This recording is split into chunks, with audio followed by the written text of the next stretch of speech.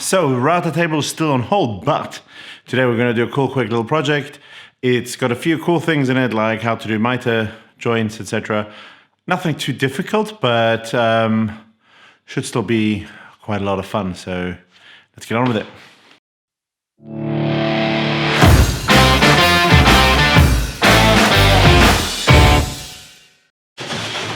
So I have this splinter in my hand. The video hasn't even started yet and there's a mistake. Oh, okay, let me put that here. Ow, ow. I don't know if you can see. I already have like little splinters in here. So I'm gonna go and take these out quickly and then I'll be back. Right, now that I have those splinters out, they weren't even wood splinters, they were little vinyl splinters, really annoying. Anyway, so this is a backup board that I took from my old cupboard, and it's quite old cupboard because this is still super, super thick. Normally this is 3 mils, but this looks more like 5, maybe even 6 millimeters thick. But I decided to keep it. I don't know why, I'm happy I did now. But the idea is that we're gonna use this as the backing. We're gonna paint this chalkboard paint on. It's supposed to be magnetic as well, so we'll try that for sure. What I need to do is build a frame for this, and also I've got some holes in here where it was attached to the cupboard. So what I'm going to try and do is just use some wood filler to fill them to the brink and see if that works. And then I'll get my wife and child to paint it, because painting is like the worst part of any job. And I'll work on the frame. So let's get on with it. In essence, this is just sawdust or like super fine dust from like sanding mixed with wood glue. So if you don't have this, you can easily make that yourself with those two mixed together. The idea is that I want to get this hole and fill that fully. So let me see if I can bring you a bit closer. You know, you just take a little bit of it, well, that's actually quite a lot, and you just sort of shove it in there and you scrape it off and just do it a few times. There's obviously some air pockets in there, but eventually you should fill it. Now the bottom, it'll obviously squeeze through, but my workbench is there and this doesn't really stick, so it's not like glue, it won't stick to that.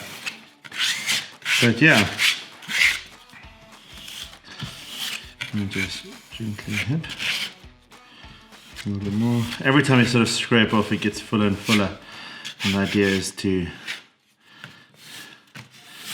leave that in there.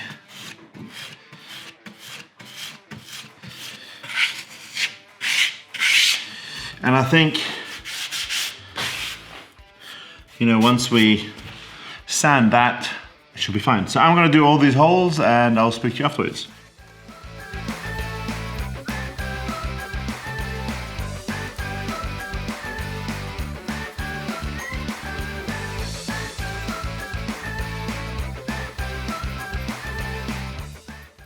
So I'm just gonna go once over and I'm gonna leave quite a bit on top, as you can see. This is, I mean, it's gonna be super thin and super quick to sand off, and then once this is dry, I'll give it a once over. But yeah, that's about it for filling those holes. Let's move on to the next step. Right, we need to let this dry. It shouldn't take too long, and then I'm gonna sand it and hand it over to the painting department. However, first I need to measure how big a frame we need. I have some lumber over here, which is these pine boards. I actually was gonna build like a vegetable box with this. However, obviously I feel, and I checked with the powers that be, the bosses and whatnot, that this might actually be a little bit too thick. So I'm most probably gonna cut it down. I'm not sure how far. I guess the idea would be to cut it down to say 7 centimeters. 7 seems to be like a common used number in woodworking, so most probably 7 centimeter frame. So it's still chunky, but not quite this chunky. So I'll do that on the table saw, and then I will also do miter joints, so kind of an angle, and I'll show you how all that goes. So let's get on with it.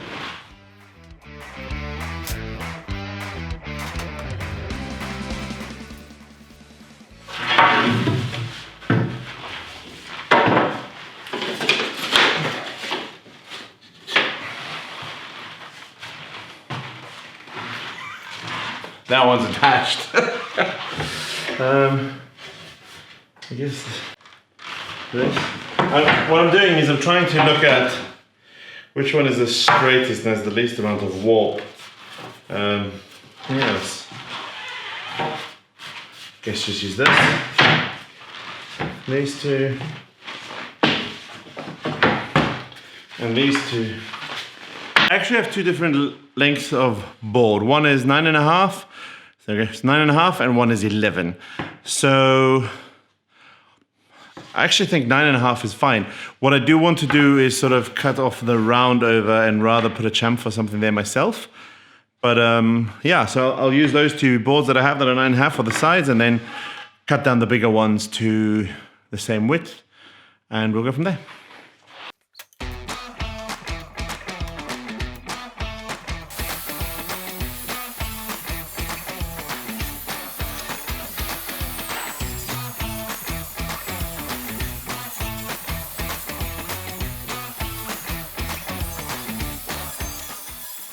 I don't know if that was noticeable, but that went way harder than it's supposed to be. I'm not too sure why. The blade on this doesn't seem to be cutting anymore. I have a suspicion that when they cut some of the kitchen components, that they might have hit some metal, so I need to double check my saw blade. I don't know if you saw that in the video, but anyway, what that means is that I'm gonna quickly have to joint the edges that I just cut, just to be 100% sure they're smooth, and then I'll continue.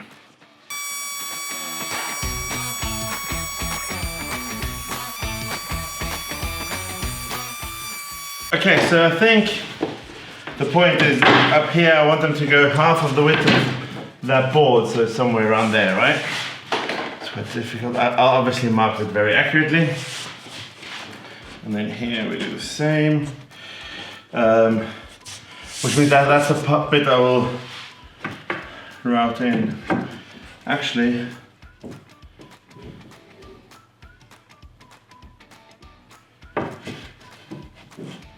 come to think of it, I'm gonna just route that 16 mil in.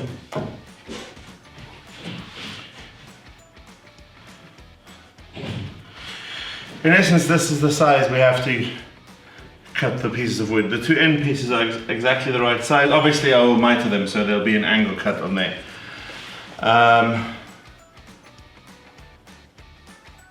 Yeah, I think we'll do that, and then I'll route the undersides a bit so that this piece can fit in. But first, I think this is dry. Let me stand it off so I can send it off to the paint factory.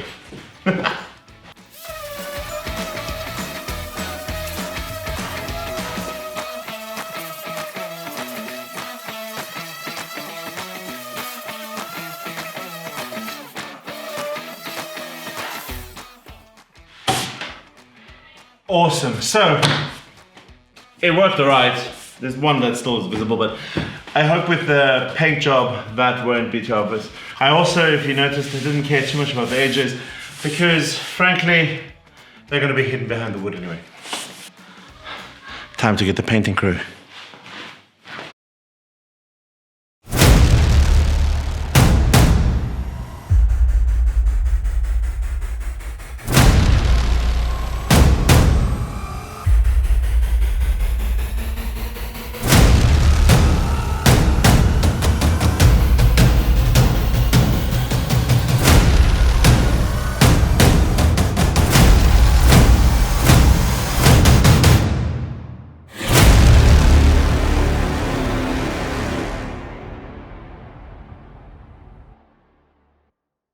Okay, I'm gonna cut these down to be a bit more manageable because they're quite a bit larger. So I'm gonna cut them down and then I'm gonna put a rabbet in here of about 3 centimeters. This is so that we can lay the back in. I'm going to leave it quite large because then I can attach it. It doesn't have to be an exact science. And then I'll do the calculations to do the miter cuts.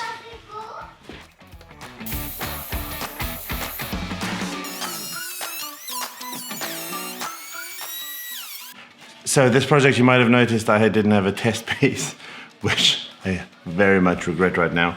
I don't know if you can see, I've got like various marks in here. I tried to set the router bit a little bit too deep from starting off and went the wrong direction and caused all kinds of grief. But anyway, I guess this part of the frame is the test piece. Let's get on with the rest. I've learned from my mistake.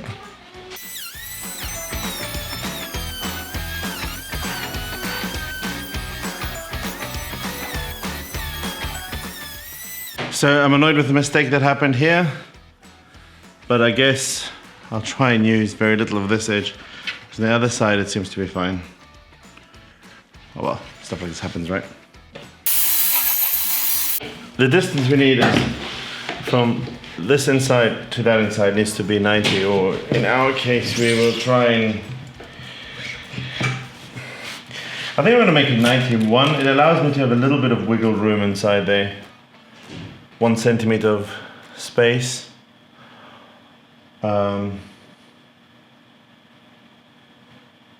Yeah, because I already went 3 centimeters in, right? So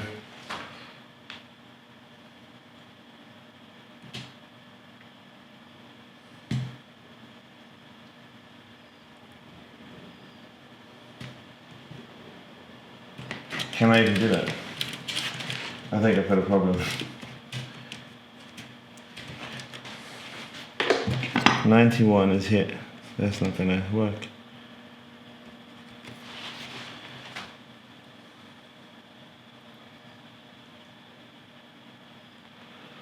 Crap.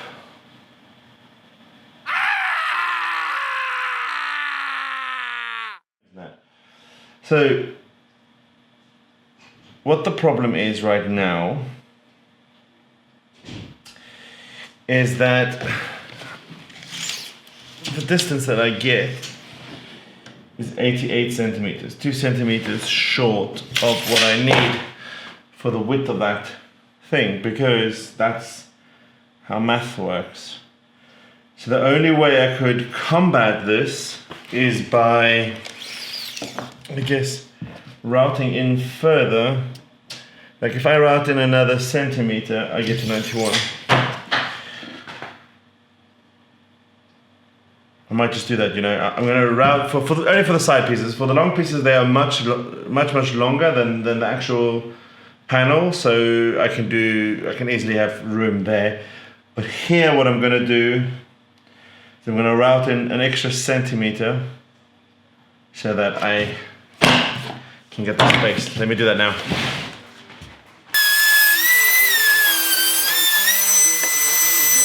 Okay, let's just check and make sure, you know, this is actually the case. Yeah, I'm about 19 a bit. I'm happy with that. Let me do the other one quickly and then move on.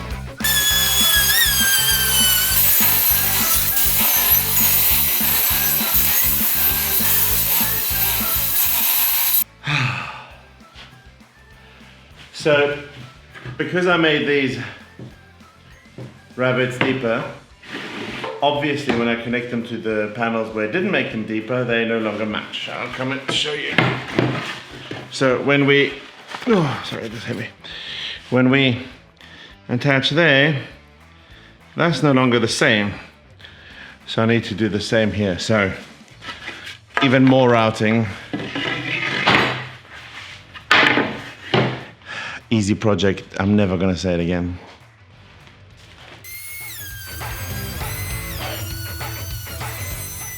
So there's a rough fit of the frame. I think I'm gonna just quickly clamp this down and then my wife can help me carry in the painted sheet. I think it's dry. Is it dry? She's nodding yes, she's too shy to talk now. She's been talking over all the other bits, but this one she's too shy. Yes, so yeah, let me clamp it down and then we'll try and fit the panel in to see if it fits inside. and then just to glue up.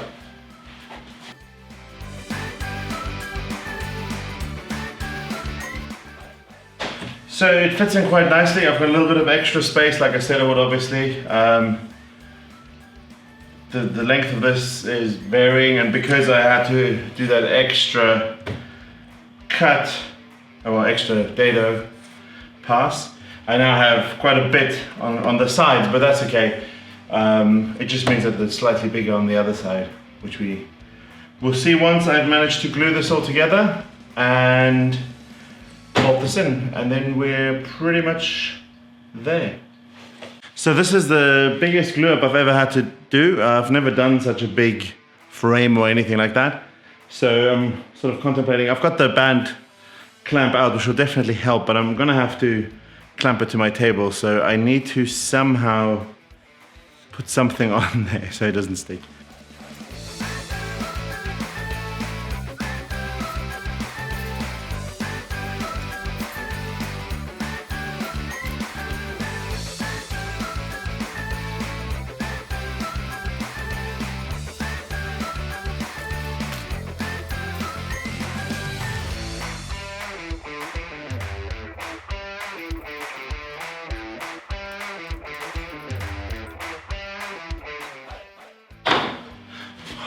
Right, after trials and tribulations and a few seconds of panic, I think I've glued everything up. Now I just need to wait for it to dry up. Because I'm just using glue, I'm not sure if I'm going to reinforce it just yet, so I'll most probably just let it dry at least overnight. So I'll see you when I get back. Right, so it's been actually a couple of days. I haven't really had any time this week to continue on this project, so I had to wait all the way till the weekend again. But hey, that happened. It's been stuck here for quite a while, so I'm going to release all the clamps. What I want to do is I want to I want to staple the corners to give some reinforcement on these joints. This won't be used heavily or anything, and it's just like a picture frame, so I don't expect there to be a lot of tension on these, but just for some extra stability. I will then also have to do my favorite job, which is sand this frame down. I will put a quick chamfer on the edge and apply finish, and then just put in the chalkboard at the back there. And then we should be done. I don't think much could possibly go wrong, but you know what happens when I normally say that. Let's hope this time not. Anyway, let's get cracking.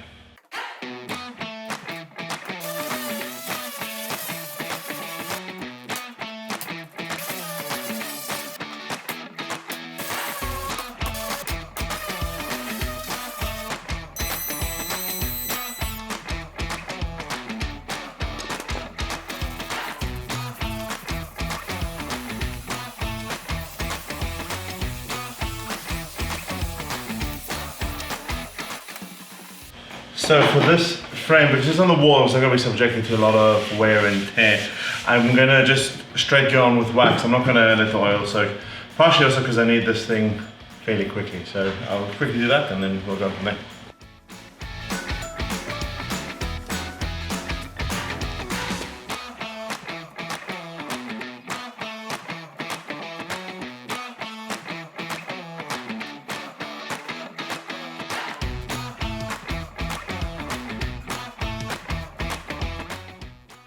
Right, shall we see what it looks like?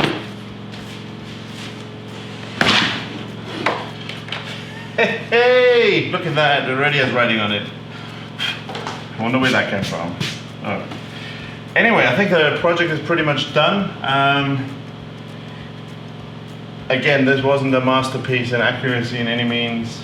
It's got a bit of a gap down here from where I made that routing mistake, but it'll do its job. Most probably I'll flip it the other way around so that this is at the top and that is at the bottom, because you'll see that more than there, because it'll be hanging about this height. But yeah, I think I can say project 3 is done. All we have to do is mount it on the wall and we'll see what that looks like. As per usual, subscribe and like, and I'll catch you later.